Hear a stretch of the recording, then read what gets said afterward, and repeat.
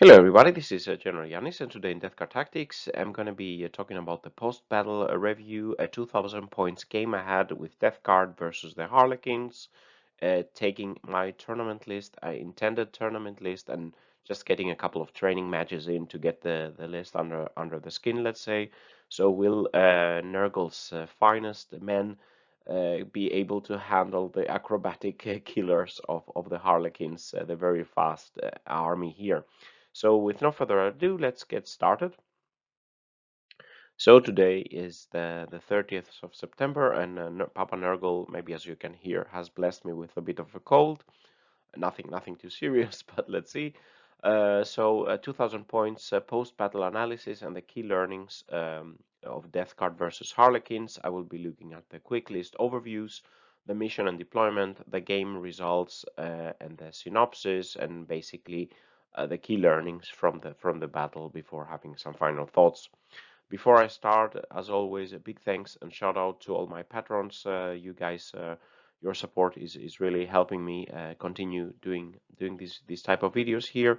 Really appreciate your support. So, with no further ado, let's take a look at the army lists.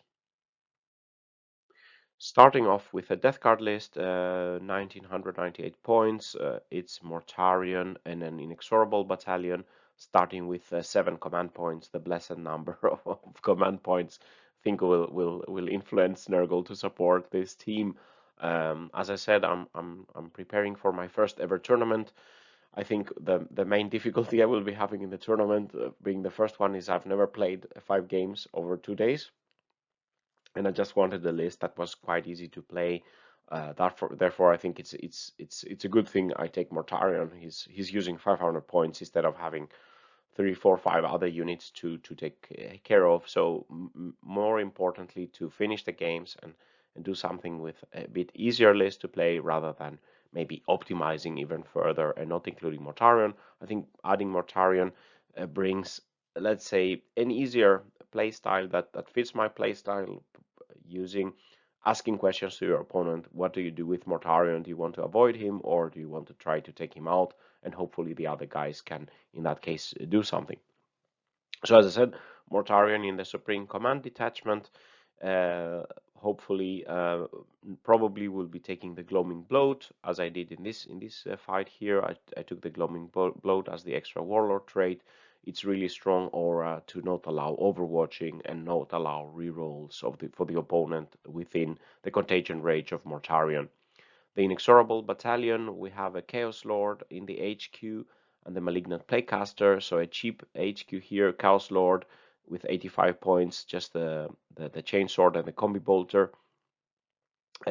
He takes the Inexorable, the Ferric Blight Warlord trait, not so helpful against the Harlequins, also giving him the Plague Skull of Clothilla relic. As probably the Chaos Lord in this list will be babysitting and giving rerolls to the Contemptor. At least that's what the idea is. If something comes close to the Contemptors, then he could use the Plague Skull of Glothilla to make some mortal wounds in the movement phase, clearing something out. That's the idea. The Malignant Playcaster could always helpful in the HQs. In this one, I gave him Curse of the Leper and Putrescent Vitality I'm thinking of, or Miasma of Pestilence. Mortarion has Miasma of Pestilence to protect himself, Curse of the Leper as the best aggressive spell, and then Gift of Plagues is really interesting to improve his contagion to 12-inch, especially for the Gloaming Bloat, not allowing any rerolls, for example, from Meltas within 12-inch. Then we have in the troops a small unit of Plague Marines, 1 Flail, 1 Blight Launcher for 125 points, and then 3 small units of Poxwalkers to make action, screen, take objectives, and just take some fire. Then in the elite slots, we have the Tallyman with the Tollkeeper relic to give exploding sixes to mainly the Contemptors here, 70 points. We have 2 groups of Death Shroud here. We have the Death Shroud here, one of the best units I think in our codex, really strong in melee. We can add some teleporting deep strike here.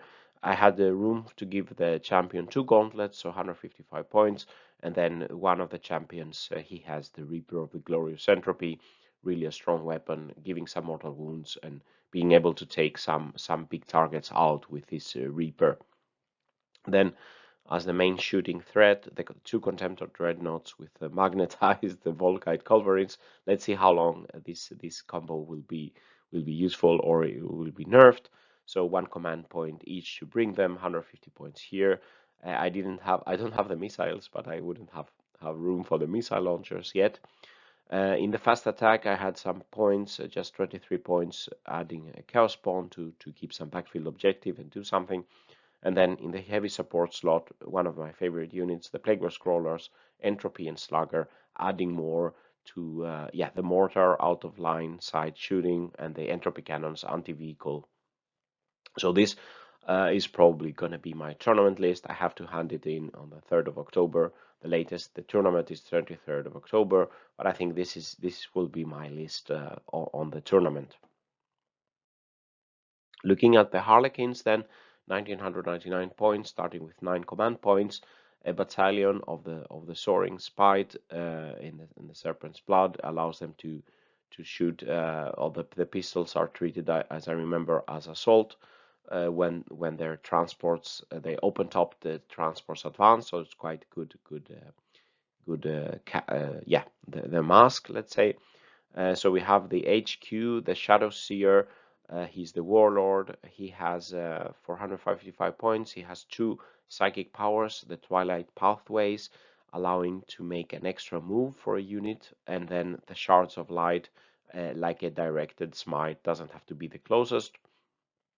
2 Troop Masters, and then in the troops we have 1 big troop for 188 points with a bit better, let's say, upgraded for close combat and the shuriken pistols, and then 4 units of 5 troops that will be embarking the 4 Starweaver transports. Here 3 of the groups have the fusion pistol, so basically that's a Melta on 6-inch range, and in 3-inch it will have 2 dice and you select the highest, the old Melta rules. Basically, so d6 damage potentially from these pistols of the troops. And then in the elite slot, the Death Jester for 50 points, and then 3 units of Skyweavers, the fast attack bikes, 5 each, 270 points, quite expensive list. And they have the Haywire Cannon. The Haywire Cannon, as I learned in this game, is really strong against vehicles. The Haywire Cannon, when it shoots vehicle on a 4+2 wound, 4/5s give mortal wounds on addition, and 6+ give D3 mortal wounds. So potentially they can really do a lot to the vehicles, at least with these Skyweavers.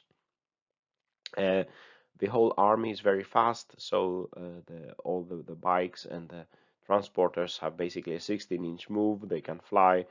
They have a 6-inch auto advance rule for the flying bikes and transports. So basically they can go 22. Everything can advance and shoot and charge, etc. Open top shooting from the transports, and everything has a 4+ invul save. Could be upgraded with a stratagem, so 3+ invul for a unit. As I said, Haywire Cannons, very strong versus the vehicles for mortal wounds, and then the fusion pistols of the troops. It's basically like old Meltas with the 6-inch range, also potentially a big threat to the vehicles. So a very fast and quite high shooting damage output Harlequin list I was about to face. And we rolled for the mission from the Grand Tournament 2021. We got the retrieval mission, so the deployment on the sides here, and all in all 6 objectives. So the secondaries I chose was to the last. I think that will be the standard I will be taking in the tournament list. So this in the death card list, that means Mortarion and the 2 Plague Scrollers. If I can keep them alive, it's 15 victory points, 5 victory points each. I selected Bring It Down. I just was remembering to take out vehicles, but the vehicles will be giving 2 victory points each. I calculated wrongly. I had only the potential to get 4 victory points from the vehicles of the opponent. Should have taken Assassinate. The opponent had 4 characters in the list for a maximum potential of 12 points. Anyway, and then I took the Spread the Sickness. I have 3 units of Poxwalkers. There are quite a lot of objectives. There are objectives close by that I can get to my with the Poxwalkers in the first turn. Especially if I can win the first turn, I could start contaminating some of those and then spread the sickness to the backfield objective a bit later on, etc. Hopefully, come up with something and contaminate a bit for more objectives. That's the idea. I think the spread the sickness is quite good, and I didn't take engage on fronts here or something like that. With a very fast Harlequins, I didn't want to be too spread out on the board. The Harlequins selected engage on all fronts, of course, with these very fast units, bring it down, trying to take down the Contemptors and the Plaguebearer Scrollers, and then retrieve Octarius data to make actions in all 4 quarters. Also, being so fast and having a lot of infantry, for Death Guard, at least with a lot of Poxwalkers, you can't unfortunately do the retrieve Octarius data, so it's a bit more complex. You would need, let's say, Cultists probably is better, but we are not so mobile as the Harlequins. So then we started the deployment. I was the defender and selected side. So I put my units on this side. I kept 1 unit of Death Shroud as a deep strike, and I kept the other one close back to my backlines because I knew that the Harlequins could very fast cross the gap and be in my lines. I put 1 Plaguebearer Scroller and 1 Contemptor in each flank, let's say. Try to hide at least one of the Contemptors. The other one I couldn't really do it. I put Mortarion here. I didn't want to have Mortarion very far in the edges. I tried to put him a bit centrally here. The Poxwalkers, 1 unit holding the backfield objective, 1 unit in the ruins to move to take that objective, 1 unit here to go to this objective. That was the idea, at least. Then the Plague Marines, the Plague Caster, and the Death Shroud are trying to hide behind this ruin in the middle. And I had the Mortarion, as I said, on the top side, top middle, and the Chaos Lord and the Taliman are on the bottom here, hiding to buff this Contemptor.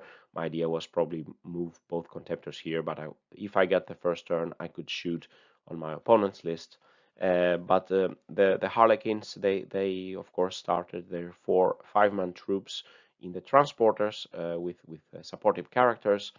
2 units of bikes were on the top side facing this side of my army, and then 1 bike unit was on the bottom side here, and then we have the 2 transporters on each side here, and the big troop, the big 10-man troop, holding the backfield objective. And we rolled off to get the first turn, and I really wanted to go first to make the spread the sickness and get some better positions, but Harlequins got the first turn. So let's see how that went. So in the Harlequin turn 1, the bikes and transporters moved forward. They can move very long and have a fast movement, and they got into the range for the shooting. 1 of the troops disembarked here on the top to make the Octarius action, the retrieve Octarius data, but we have the 3 units of bike coming into the middle here to be able to shoot Contemptors, the Plaguebearer Scroller, and on this side to be able to shoot here, and the transporters, they can also shoot at my Poxwalkers that I couldn't hide perfectly. On the top side, the Shadow Seer cast psychic powers, so the bikes could move again, and they landed here very close to my poor Plaguebearer Scroller and the hiding Chaospawn and Poxwalkers in this ruin. And then they also popped the 3+ Invul stratagem to this forward jet bike. So with all the jet bikes into shooting range for their haywire cannons, the shooting was a very brutal. My top Contemptor was just destroyed from 1 of the units. The other unit managed to bring this Plaguebearer Scroller down to 3 wounds.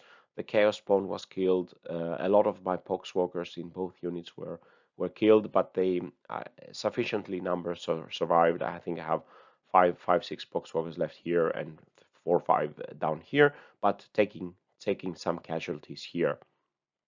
After the shooting, which was quite strong, as I said, the bikes charged the Plaguebearer Scroller and Poxwalkers. Plaguebearer Scroller was left only with 1 wound. I tried to overwatch, didn't score anything. 5 poxwalkers survived, and I managed to do 1 mortal wound with the mutant strain on the bikes.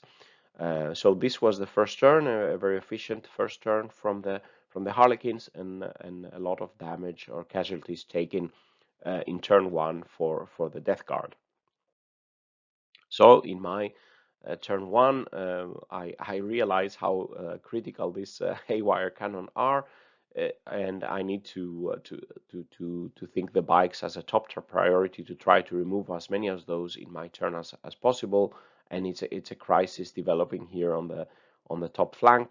So I was just thinking, should I go back with Mortarion to do something? But I had fortunately my Death Shroud here, and I was hoping that Death Shroud and the Plaguecaster with some psychic spells could handle these spikes. So I decided to move Mortarion here to try to charge the bikes here in the middle, and I moved my bottom shooting units so they could see here the bikes on this side.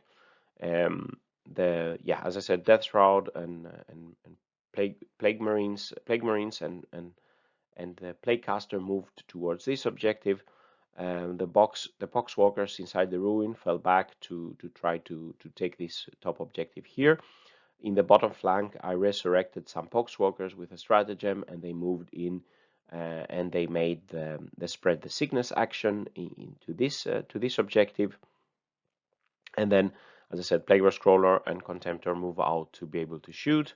In the psychic phase, the Plaguecaster with Curse of the Leper and the extra Fallout managed to kill, I think, 1 bike here out of the 5 bikes.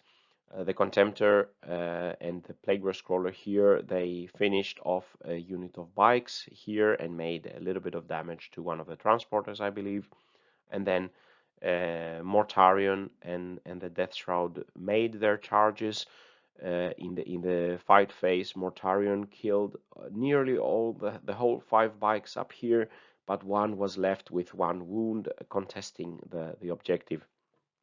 The Death Shroud also did their job with the Relic of Glorious Entropy and the scything attacks. They managed to kill bikes, but there was 1 bike left in the bottom side here. But it was really a strong reply from the Death Guard, taking out in total 13 of the 15 bikes on my turn. In the Harlequin turn 2, the Harlequins started with 10 points as the primary score. They held two objectives, and the remaining bikes, they fell back, and now it's the turn of the transports to come close to the Death Guard lines, and they also did the retrieve Octarius data in the other Harlequin backwater. In this turn, in this shooting, the Poxwalkers, the both units of Poxwalkers were destroyed by the shooting, and the Plague Scroller with 1 wound left was killed in the shooting with a transporter, I believe, and the fusion pistols from the transporter killed the Death Shroud, and also the bottom Contemptor took some wounds here. In the Harlequin turn 2, I was after that I was only controlling basically 1 objective. The Mortarion's objective was contested, and my Poxwalkers to spread sickness and hold the objectives were killed. I only have one unit of Poxwalkers left here. So in the Death Guard turn 2, as I said, starting controlling only 1 primary objective, giving me only 5 points on primaries. I did the spread the sickness with the Poxwalkers on the middle back objective, and here I decided with Mortarion to move to the Harlequins back home objective, guarded by the 10-man troop. The Death Shroud arrived from the deep strike in the middle of the board. I didn't want to deep strike them very far out to an edge to try to help the situation here. I just wanted, if they failed their charge and they are in the corner somewhere, you will take time to use them. They were here to hopefully make a charge and contest some other objective here towards the middle. And then on the bottom, the Chaos Lord and came out with a Plague Skull of Clothilla, destroyed the transport here with the Plague Skull of Clothilla, so that the troops came out. Then the Contemptor could finish the troop here before it became a threat to the Plaguebear Scroller. I also managed to wound the top transporter here, and all the last two remaining bikes were killed in this phase. The Death Shroud charged the transporter. The troops came though unharmed out, and the Death Shroud here, they didn't make their 9-inch charge. Mortarion made his charge into the 10-man troop. He killed a couple in the psychic phase with his pistol, actually hitting something with a lantern for once, and then also with Curse of the Leper doing some mortal wounds. The scything profile was used, making 21 attacks and scoring 19 wounds, rerolling all to hit, rerolling also the plague weapon. But the opponent made 15 saves, so only 4 more were killed. So a couple of troops were left to hold the objective. They failed their morale, and one was, let's say, defiant still to not allow me to take this objective here. But Mortarion had been moving around and quite good position after Death Guard turn 2, and taking care of 2 transporters, killing the contents of one, and the Plague Marines and the Plague Caster closing into this objective. In the Harlequins turn 3, they started again by scoring the 10 points for primary. They were keeping 2 objectives, but the Harlequins now, a lot of their units are thinning out fast. In the top, the Harlequin troop here, they moved to take. They fell back from combat with the Death Shroud and took to take this objective, and they did the Retrieve Octarius action. The Shadow Seer moved in, and in the psychic phase, he killed the last Death Shroud, and he killed 3 Plague Marines that I had to auto-pass the morale to do. The remaining transporters, everything was shooting on this Contemptor. It survived with 1 wound left. I made a very important 5+ invul save, so that was strong. But critically it survives, and with no degrading profile, I knew I could get a full shooting benefit on my 3rd turn. So in turn 3, I again start with only 1 objective, having 5 points, but Mortarion kills the remaining troop here. The Contemptor and the Plaguebear Scroller kill one of the transporters left. The Death Shroud in the middle finally made their charge, killing the troops and killing the last transporter. And the Plague Marines, they charge with the Plague Casters spells. They kill the last troops here, and the Shadow Seer, the Flail Marine, scoring the vital hits against the Shadow Seer. So turn 4 and end of the game. Harlequin turn 4, they didn't hold any objectives there. They only have 3 units, 1 character. I think it was a small unit of one troop on each corner. They scored 1 final time on engage on all fronts, and we talked about the end of the game. Talked through the Death Guard would definitely remove the remaining 3 small units of Harlequins. I would be able to spread the sickness to 2 more objectives. This one and even Mortarion could do the spread the sickness, and I would score full on primaries for turn 4 and turn 5. So this ends with a Death Guard victory, 76 to 50 points.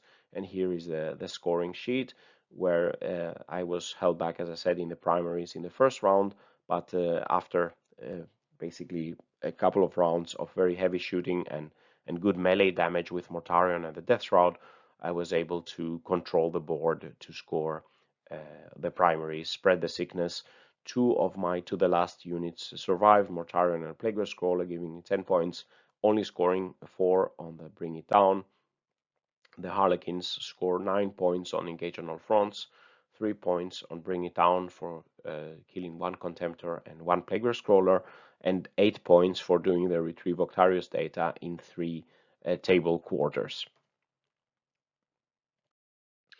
So that was the game, and the now trying to talk about the key learnings of the game.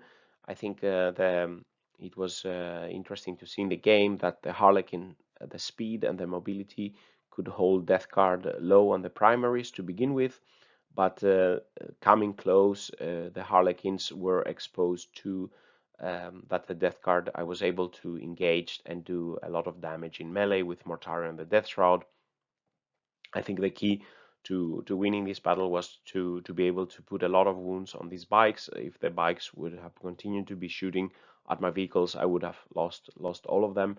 But I was able also to dish out a very high damage with the Contemptors and the Plague Burst Crawler. And the Death Guard resilience, shooting the Psychic Phase. The Psychic Phase was really strong against the Harlequins, making mortal wounds that they could not save. And the melee with Death Shroud and Mortarion and the Reaping, that it took its toll on the Harlequin army. I think it was a good strategy by the Harlequins to mainly ignore Mortarion, but Mortarion did a good job with a 12-inch fly. I could still make him. He made his charge in every phase. Having gone second, I could respond, and he killed the unit of bikes. He killed the unit of troops, clearing out some objectives. Even if he only contested them, lacking to kill 1 or 2 in both cases, but he became a factor in the game, even if he was basically not shot at or attacked in the game. We used the chess clock, and it helped us to conclude the game within 3 hours, which is the main goal. I think you need to play fast to play in tournaments.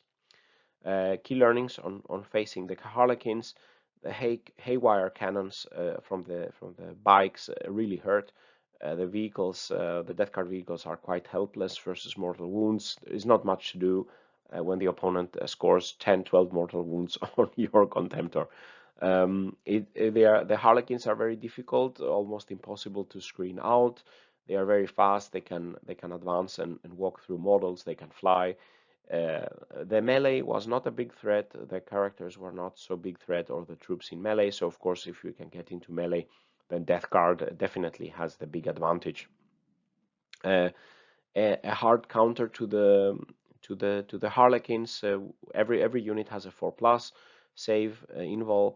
The Contemptor and the psychic powers are therefore a hard counter. Curse of the Leper really helps, dealing a lot of mortal wounds. It was really strong units to use against the Harlequins. Also the ability to shoot very many shots and having many attacks, even with a low armor piercing AP. Even AP 0 doesn't hurt because they basically have a 4+ and a 4+ invul. So the Contemptor, 16 shots, Death Shroud in melee with a Reaping profile, Mortarion also, they can make so many attacks and shots that it takes its toll, even if we have a 4+ invul. So the Reaping profiles are really good to face the Harlequins. Key learnings and thoughts on my list, the Death Guard list. I think overall in the game, all units performed well according to their roles, and I think this list seems to be good for the tournament. The only unit that didn't do anything basically was the Chaos Pawn, but of course he took 4 wounds that he could have won somewhere else. The Contemptor Volkites, this combo is incredibly strong. Maybe it's too strong, so I don't know how much longer we can use them before a FAQ comes out. One of them died directly, but the other one did so much damage, even so, buffed by the Chaos Lord and the Talisman. It's the first time I play with Mortarion where he survives the battle. He did good damage and took board position. I think he really paid off his points in this game, putting the pressure to the enemy. The Death Shroud, I think it was a good idea to just put at least 1 in Deep Strike. Normally I would put 2 in Deep Strike, but I think here I wanted to be a bit more protected, which actually helped, keeping one of the Death Shroud in the back helped me clear out the bikes that were threatening my whole position. The other one in deep strike has the opponent guessing where they will come in, needing having to think about leaving his area too much unattended. The poxwalkers did well. They took their amount of shots. They saved a couple of pains. They did spread the sickness. They really performed well for 3 small 50 point units. The Taliban always gave me extra command points so I could autopass morale when needed, and of course, yeah, using the disgusting force stratagem, etc. Taliban and the Tollkeeper is really a must-have in Death Guard armies, I think. Having the Plague Skull relic on the Chaos Lord really comes in handy. Again, a threat comes close, threatening to tie up your shooting units. The Plague Skull of Glothila once per battle can help you clear that threat, or at least make it so soft that the backfield characters could take it out. The Plaguecaster also did a very strong game. Psychic abilities strong. Mortal wounds are strong to take out the Harlequins. Plaguebear Scroller with Disgusting Force and Entropy Cannon always were doing something. Of course, the 4+ saves and -1 to hit for the transporters didn't help, but the mortar, yeah, always I was able to do some damage with it anyway. As for secondaries, to the last, While We Stand We Fight, as it was called previously, is a strong secondary for this list. Taking out Mortarion and 2 Plaguebear Scrollers is not very easy to do.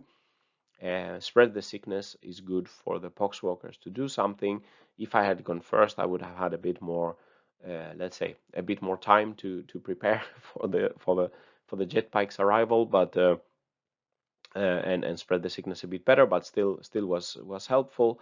And of course, I shouldn't have taken Bring It Down. I should have taken Assassinate. I would have scored 12 points for the characters. I did a miscalculation. So the final thoughts and summary. Another good game and closely fought game. It had me sweating after turn 1, watching the new Contemptor and the Plaguebear Scroller nearly wiped out in 1 turn.